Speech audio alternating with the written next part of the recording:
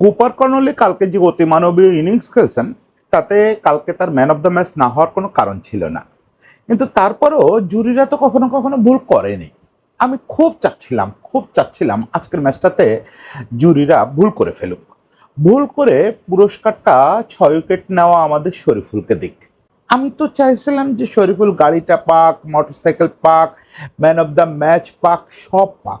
শরীফুলের হাতে যত পুরস্কার ওঠা সম্ভব সব যেন ওঠে। এগুলোতে লাভ কি? শরীফুল পুরস্কার পেলে আমার আপনার লাভ কি? এই দেশের একটা বিরাট লাভ আছে, এই দেশের অনেক মানুষের একটা বিরাট লাভ আছে। সেটা হচ্ছে এই টাকাগুলো, এই জিনিসগুলোর সমমূল্য গিয়ে পৌঁছাবে আমাদের উত্তরের একদম প্রান্তে পঞ্চগড়ের দারিদ্র পীড়িত কিছু মানুষের হাতে। তাদের স্থায়ী কিছু উন্নয়ন হবে। এটা আমাদের শরীফুলের একটা অনন্য সাধারণ উদ্যোগ। শরীফুল গত বছর ফেব্রুয়ারিতে এই ঘোষণাটা দিছিল যে সে কখনো man of the match, man of the series বলে বিপিএল এর সময় ঘোষণা দিছিল সেই টাকাটা সে সরাসরি এলাকার দরিদ্র মানুষের জন্য কাজে লাগাবে। আমরা ধরে নিয়েছিলাম যে ওকে, সেই টাকাটাই শুধু যাবে। কিন্তু ব্যাপারটা নিয়ে একটু ডিগ আউট করলাম কিছুদিন আগে, দেখলাম শরীফুল আসলে একটা মহাযজ্ঞ শুরু করছে। জুরিরা তাকে ম্যান অফ দ্য ম্যাচ দিক বা না দিক, তার ওই মহাযজ্ঞ থামে না।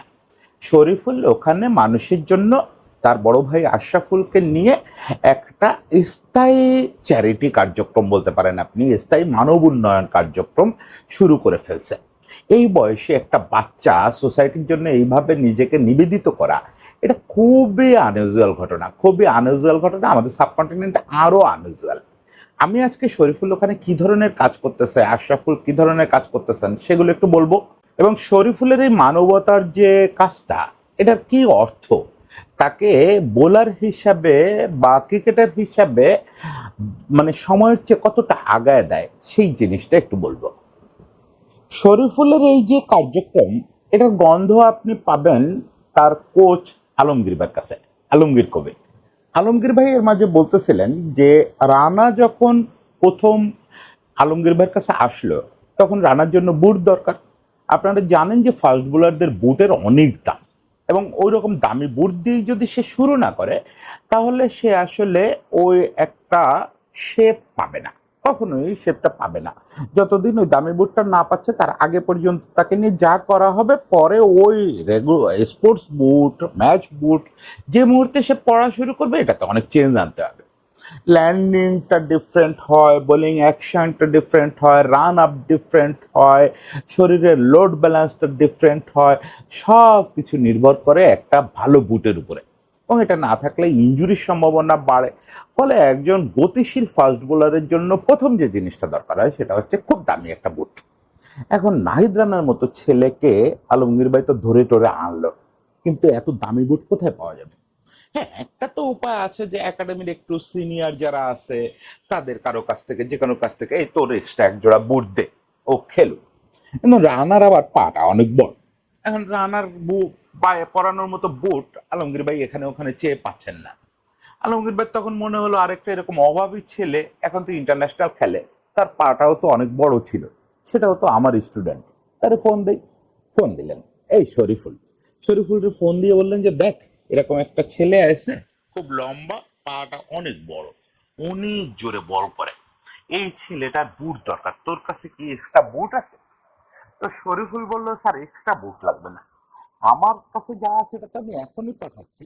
আর আপনি যেহেতু ওরা গুরুত্বপূর্ণ মনে করছেন, ওর এখন থেকে যতদিন দরকার ততদিন ওর বুট আমি দিব, আপনি নিশ্চিত থাকেন। সেই থেকে রানা কিন্তু শরীফুলের দেওয়া বুট দিয়েই জীবনটা শুরু করছে। সম্ভবত শরীফুলের ইউজড একটা বুটই প্রথম ইউজ করছে, পরে শরীফুল তারে নিয়মিত বুট দিত। এখন রানা শরীফুল দুজনেই খুব রেগুলার আলমগীর ভাইয়ের ফোন দেয়, স্যার কোনো বাচ্চার বুট টুট লাগলে বলেন। বুট শুধু না, কিটের সব কিছুই। দরিদ্র কোনো বাচ্চা আসলে আলমগীর ভাইয়ের নিশ্চিন্ত ভরসা শরীফুল, রানা এরা। ফোন দিলেই হয়েছে, রানা অমুকের একটা অমুক কিট লাগবে, এক সেট পাঠায় দেয়। আর শরীফুল তো নিজেই যেচে যেচে ফোন দেয়, স্যার আর কোনো বাচ্চা আসছে নাকি নতুন পোটেনশিয়াল বুট টুট কিনতে পারতেছে না, আমার বলেন, আমি পাঠায় দেবো। শরীফুলের এই আচরণটা কি বলে? যেটা বলে সেটাও আলমগীর ভাই বলতেছিলেন, যে বলে হচ্ছে যে ওর নিজের অতীতটা ভুলে যায় নাই। এবং ও সবসময় ফিল করে যে আমি যে অতীত কাটায় আসছি, না খেয়ে থাকা জীবন কাটায় আসছি, ওইটা যেন আমার ওই বয়সে ওই কৈশোরের আরেকটা ছেলেকে কাটাতে না হয়। সেটার জন্য যদি আমার পার্সোনাল লাইফটা একটু সংযত রাখা দরকার হয় তাই রাখবো, রেখে আমি দুটো তরুণের, দুটো কিশোরের জীবনটা বদলাতে চাই। তাদের ক্রিকেট খেলার জীবন বদলাতে চাই, তাদের ব্যক্তিগত জীবন বদলাতে চাই। সেই চাওয়া থেকে ওই ঘোষণা দেওয়ার অনেক আগেই সে তার ভাই আশরাফুলকে বলে যে এলাকায় আসো ভাইয়া, মানুষের জন্য কিছু করি, স্থায়ী কিছু কাজ করি। শরীফুলের এই যে বড় ভাই আশরাফুল, উনি ব্যাপারটায় শরীফুলের চেয়ে উৎসাহী।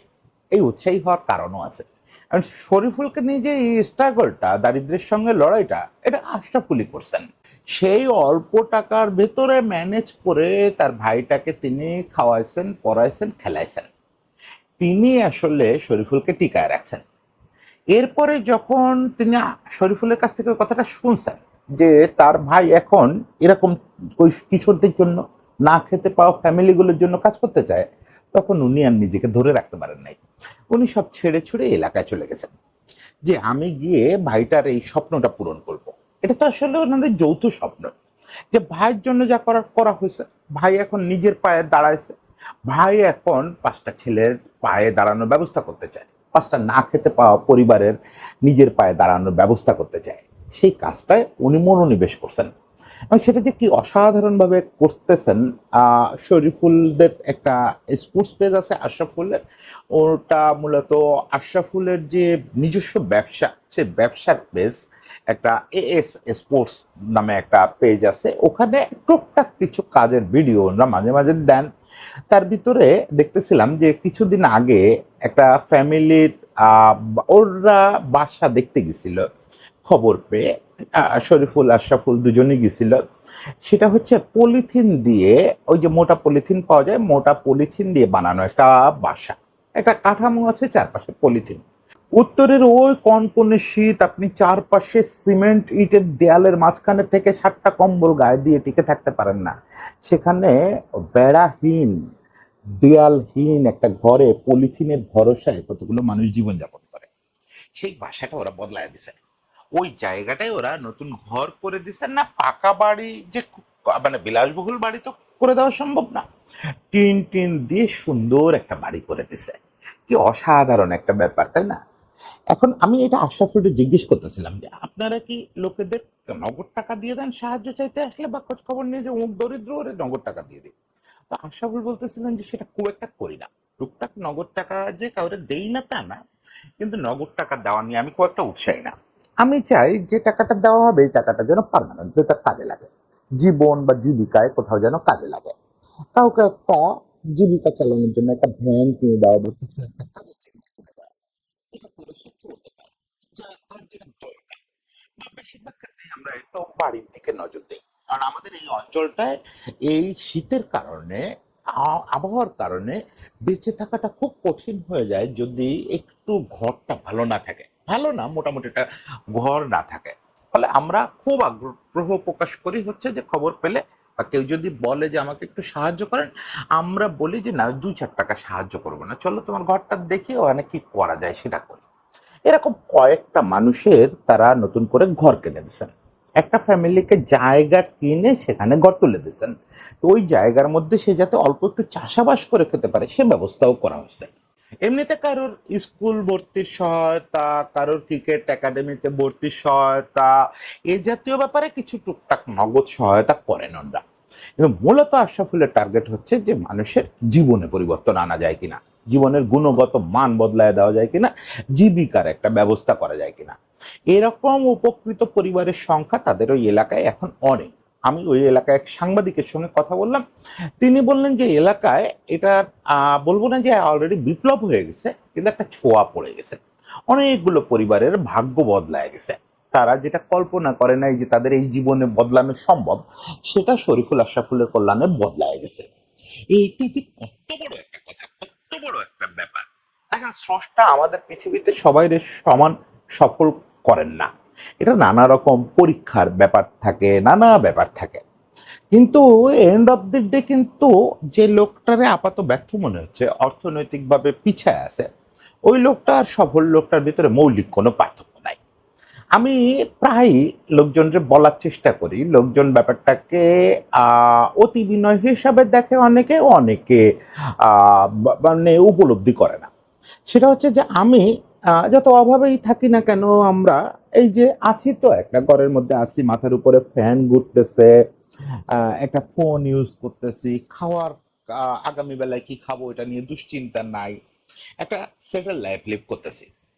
আমার সঙ্গে যে লোকটা এই সব অনিশ্চয়তা নিয়ে সকালবেলায় ঢাকা শহরে ভোরবেলায় বেরোইছে জীবিকার সন্ধানে, তার পার্থক্য কি?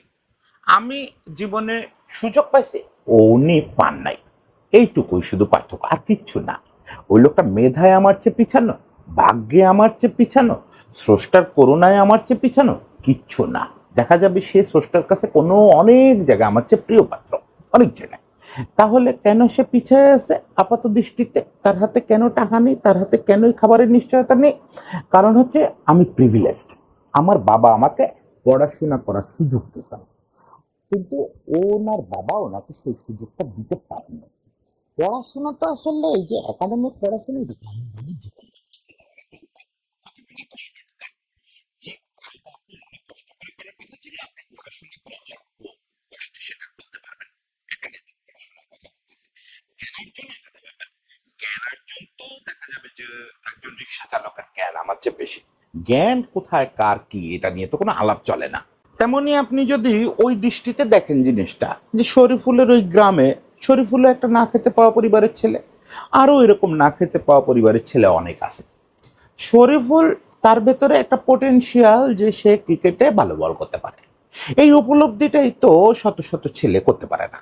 তার বড় ভাই আশরাফুল করতে পারছে, যে তার ক্রিকেটে গেলে সে ওখানে একটা লাইফ সেটেল হবে, নাও তো হতে পারতো। একটা প্রিভিলেজ পাইছে বড় ভাইয়ের কাছ থেকে, একটা সুযোগ পাইছে, আলমগীর কবির তার একটা সুযোগ দিছে, সেই সুযোগটা তাকে একটা প্রিভিলেজড জায়গায় আছে সোসাইটিতে। এখন যদি সে বাকিদের চেয়ে নিজেরে আগানো ভাবে, তাহলে বিরাট বিপদ। আমাদের সোসাইটিতে বিপদটা হয় এখানেই, যে যখনই লোকেরা অন্যদের চেয়ে কোনো জায়গায় একটু আরামদায়ক পজিশনে পৌঁছায় যায়, তখনই ভাবে ওদের চেয়ে আমি একটা বিশেষ কিছু। না, আপনি আসলে বিশেষ কিছু না। আসলে হচ্ছে আপনি স্রষ্টার কাছ থেকে একটু টুইক পাইছেন। স্রষ্টা আপনার জীবনটাই একটা টুইস্ট করে দিয়েছে, যেটাতে আপনি একটু অন্যরকম সুবিধা পেয়ে গেছেন, আরামদায়ক জীবনযাপন করতেছেন। এটা নিশ্চিত মানে স্থায়ী নাও হতে পারে, অনেকের জীবনেই এসব স্থায়ী হয় না। তখন আসলে তার একটা বড় কাজ হওয়া উচিত, যে ফেলে আসা জীবনটাকে বারবার মনে করা, এবং ওই জীবনে ওর রকম লড়াই করতে থাকা কোনো একটা লোকের পাশে সম্ভব হলে দাঁড়ানো। এটা করুণা না, এটা রেসপন্সিবিলিটি, ভয়ানক রেসপন্সিবিলিটি, স্রষ্টার দেওয়া রেসপন্সিবিলিটি। সেই রেসপন্সিবিলিটি আমরা প্রায় কেউই পালন করি না। শরীফুলের মহত্ব এই জায়গায় যে সে তার এই রেসপন্সিবিলিটি ভুলে যায় নাই, সে উত্তরের শীতকে ভুলে যায় নাই, সে পঞ্চগড়ের দারিদ্র্যকে ভুলে যায় নাই। তারা ওই কাজটা প্রতিনিয়ত করে যাচ্ছে। দেখেন, শরীফুল যতগুলো man of the match, man of the series এরপর থেকে জিতছে, সবগুলোর টাকা তার ভাইয়ের কাছে গেছে। এমনকি লাস্ট সিরিজে সে একটা ভালো মোটরসাইকেল পেয়েছে, দামি মোটরসাইকেল। ওটা পেয়ে এসে হোটেলে ফেরার আগেই আশরাফুলকে ফোন দিয়ে বলছে, ভাইয়া এটার কাস্টমার দেখো, বেশ দামি মোটরসাইকেল, বিক্রি করলে লাখ তিনেক টাকা আসবে। ওটার কাস্টমার দেখা শুরু হয়ে গেছে, এবং আমি যতদূর জানি ওটা বিক্রি হয়ে গেছে। কেন? দ্রুত ক্যাশ বের করে আশরাফুল ভাইয়ের কাছে পাঠায় দেবে, এটা দিয়ে কোনো একটা ফ্যামিলির একটা সলিড কাজ হয়ে যাবে। এই হচ্ছে তাদের প্ল্যান। আমি আশরাফুলকে জিজ্ঞেস করতেছিলাম যে, আশরাফুল ভাই, আপনাদের যে কার্যক্রম আমি দেখতেছি বা অন্যদের কাছে শুনতেছি, তার সঙ্গে শরীফুলের ম্যান অফ দ্য ম্যাচের পুরস্কার, এটা তো আয় ব্যয় মিলাইলে ব্যয়ের খাতে বেশি হয়ে যায় আয়ের খাতের চেয়ে। তো আশরাফুল আসতেছিলেন, বললো যে আপনি পাখিটা ধরতে পারছেন। আসলেই এটা শুধু ওই টাকা দিয়ে হয় না, এটা আসলে ও একটা ঘোষণা দেওয়ার, সেটা দিছে। এটা মানুষকে একটা স্বস্তি দেওয়া, যে আমি তোমাদেরকে আমার শুধু ওই টাকাটা দেই। আসলে তা না, আসলে এটার পিছনে ওর আয়েরও একটা বড় অংশ চলে যায়। রেগুলার যে আয়টা, ও বিসিবি থেকে যে বেতন পায়, ম্যাচ ফি পায়, এগুলোরও একটা বড় অংশ এই খাতে ব্যয় হয়। আর শুধু man of the match, man of the series হয়ে টোটাল কয় টাকা আসে? তাতে তো আপনি এখন পর্যন্ত শরীফুলের যেটুকু ক্যারিয়ার, তাতে তো দুটো বাড়ি করার টাকাও আসে না, সব আপনি যদি যোগ করেন। তো এটা দিয়ে এত কিছু কিভাবে করা সম্ভব? তারা কিন্তু আরেকটা বড় কাজ করতেছে, সেটা হচ্ছে তারা একটা বড় জায়গা কিনছে একটা কম্বাইন্ড স্পোর্টস ফিল্ড করার জন্য। শুধু ফিল্ড না, একটা স্পোর্টস কি বলবো কমপ্লেক্সের মতো করতে চায়। এটা হচ্ছে শরীফুলদের একটা স্বপ্ন। তাদের ওই পুরো এলাকায় খেলাধুলোর কোনো জায়গা নেই সেরকম। কি ক্রিকেট, ফুটবল, ব্যাডমিন্টন, কোনো কিছু কোনো জায়গা নেই। তো প্রথমে শরীফুলের ইচ্ছা ছিল একটা ক্রিকেট একাডেমি করা। তো আশরাফুল বলছেন যে শুধু একটা ক্রিকেট একাডেমি করাটা কোনো কাজের জিনিস না। ক্রিকেট একাডেমি করলে সেটা অল্প কিছু বাচ্চা ভর্তি হবে, 2 টাকা দেবে, কিন্তু আমাদের তো দরকার সবার খেলাধুলার একটা ব্যবস্থা করা, যাতে তরুণরা, কিশোররা খেলাধুলায় মনটা পায়, এটাতে একটা ভবিষ্যৎ দেখতে পায়। সেটা তো ক্রিকেটও হতে পারে, ফুটবলও হতে পারে, অন্য কোনো খেলাও হতে পারে। পরে ওরা এই ইনিশিয়েটিভটা নিচে জায়গা কিনছে, কিন্তু এটা তো আসলে মহাপ্রকল্প। ও আশরাফুল ভাই বলতেছিলেন যে যদি এটার সঙ্গে রাষ্ট্র থেকে কোনো ইনভলভমেন্ট আসে বা কোনো জায়গা থেকে ইনভলভমেন্ট আসে, ওনারা ওয়েলকাম করবেন। এবং ওনারা আশা করছিলেন এক সময় যে হয়তো এটা আসলে রাষ্ট্রীয় তরফে, ওনারা রাষ্ট্রের বিভিন্ন জায়গায় যোগাযোগ করে বলছেন যে এই এলাকায় এটা এরকম একটা স্পোর্টসের ব্যবস্থা করে দেন। তো সারা না পেয়ে নিজেরাই শুরু করছেন। সেটাতে শরীফুলের ইনফ্যাক্ট অনেক টাকা চলে যাচ্ছে। এই বয়সে একটা ছেলের টোটাল আয় কিন্তু বাংলাদেশে খুব বেশি না, কিন্তু একটা বড় অঙ্ক, ওর যে ক্যারিয়ার আয় তার বড় একটা অঙ্ক ওটার পেছনে যাচ্ছে। আমি খুব প্রত্যাশা করব যে এটাতে সরকারের তরফে বা বেসরকারি কোনো প্রতিষ্ঠানের তরফে ওদের এই উদ্যোগে কেউ হাত লাগাবেন, কারণ এই প্রকল্পটা তো বেশ উচ্চাকাঙ্ক্ষী একটা প্রকল্প। এইরকম একটা প্রকল্প সফল করতে আসলে অনেকের সমর্থন লাগে। শেষ কথা, আমি যেটা বুঝি শরীফুল মানুষের জন্য যে কাজ করে যাচ্ছে, এই যে একজন শরীফুল, শরীফুল বোলার হিসাবেই আমার কাছে খুব মজার একটা ব্যাপার এবং খুবই আকর্ষণীয় একটা ব্যাপার। শরীফুল যখন আন্ডার 19 বিশ্বকাপ জিততে আসলো, তখন খুব দ্রুত সে ন্যাশনাল টিমে ডাক পেয়ে গেল, নিজেকে প্রুভ করলো। এবং শরীফুল ওই যে অ্যাঙ্গেলটা কাজে লাগায়, বাতাসকে কাজে লাগায়, আঙ্গুলের একটু টুইক করে শরীফুল তো আনপ্লেয়েবল বোলার হয়ে উঠলো। তারপরে জায়গাটা হারালো ইনজুরিতে, ফিরে এসে স্ট্রাগল করলো অনেক দিন। অনেকেই ভাবছিলাম আমরা যে ছেলেটা বোধহয় হারায় যায় কিনা, সেখান থেকে প্রবল প্রতাপে ফিরে আসছে। যদিও এখন 11-এ রেগুলার জায়গা পাওয়া কষ্ট হচ্ছে তার, কিন্তু মাঠে নামলে সে কি করতে পারে সেটা তো আমরা টের পাচ্ছি। এই যে গতকালকে 6 উইকেট নিল, 7 উইকেট হয়ে যেতে পারতো। এই প্রবল পারফরমেন্স সে করে যাচ্ছে। শরীফুল আমাদের স্বপ্ন দেখায় যে আমাদের টেস্ট ইউনিটটা দেশে নাহিদ রানা, তাসকিন, শরীফুল, মুস্তাফিজ, আবার কেন্টে হাসান কাঁপাচ্ছে। হাসানকে নিয়ে দুপুরের পর পর একটু কথা বলবো, হাসানের সঙ্গে একটু কথা বলে একটু একটা স্টোরি আপনাদের সামনে বলতে চাই। তো হাসান সব মিলিয়ে আমাদের পেস বোলিং এর যে দুর্দান্ত উন্নতি, এর মধ্যে শরীফুলের রেগুলার চান্স পাওয়াটা কঠিন হয়েছে, চান্স পাইলেই সে দুর্দান্ত পারফর্ম করতেছে। তবে এই পারফরমেন্সের চেয়ে অনেক গুরুত্বপূর্ণ পারফরমেন্স সে জীবনে করে যাচ্ছে, যেখানে আসলে তার চেয়ে বড় man of the match, man of the series আর কেউ নাই, যেখানে তার আশেপাশে কেউ নাই। আমি প্রার্থনা করব যে এখানে শরীফুলকে হারায় ম্যান অফ দ্য ম্যাচ জেতার জন্য আমাদের তরুণ ক্রিকেটাররা এই প্রতিযোগিতায় নামবেন। এই প্রতিযোগিতায় নামাটা সবার জন্য দরকার। কিন্তু আমি চাই প্রতিটা ক্রিকেটার যারা টপ লেভেলে চলে আসছেন, পিরামিডের ওপরে আছেন, ওই যে ডক্টর ইউনুসের সেই স্পোর্টস তত্ত্ব, যে স্পোর্টসটা আসলে পিরামিডের মতো, অল্প কয়েকটা লোক বেনিফিশিয়ারি, অল্প কয়েকটা লোক। সেই অল্প কয়েকটা লোক যদি শুধু স্পোর্টস পিরামিডেরই নিচের অংশটাকে ঠিকমতো মনে রাখেন, যে ওই নিচের বেজ লাইনে আমিও ছিলাম, আমারও একদিন বুট ছিল না, আমারও একদিন গায়ে জার্সি ছিল না, এটা মনে রাখলেই বিরাট ব্যাপার। অনেক পরিবর্তন আসবে আমাদের সমাজে, ছোট ছোট ছোট ছোট পরিবর্তন আসবে, যেগুলো ম্যাচ জেতার চেয়ে বড় ব্যাপার হয়ে যাবে। আমি কাউকে মানসিক এই চাপ দেই না যে আপনারা সবাই চ্যারিটি করতে নেমে যান, এটা ভেতর থেকে আসতে হবে। যাদের ভেতর থেকে আসে তারা যার যার এলাকায় এই কাজগুলো করেন, শরীফুলকে হারায় দেওয়ার চেষ্টা করেন। আপনারা ম্যান অফ দ্য ম্যাচ হওয়ার চেষ্টা করেন কোনো কোনো নির্দিষ্ট দিনে, যে না আজকে শরীফুলের চেয়ে আমি বেশি করে ফেলছি। এই কম্পিটিশনটায় নেমে পড়লেই তো একটা বিরাট ব্যাপার। সবার জন্য শুভেচ্ছা, শরীফুলের জন্য একটা স্যালুট থাকবে।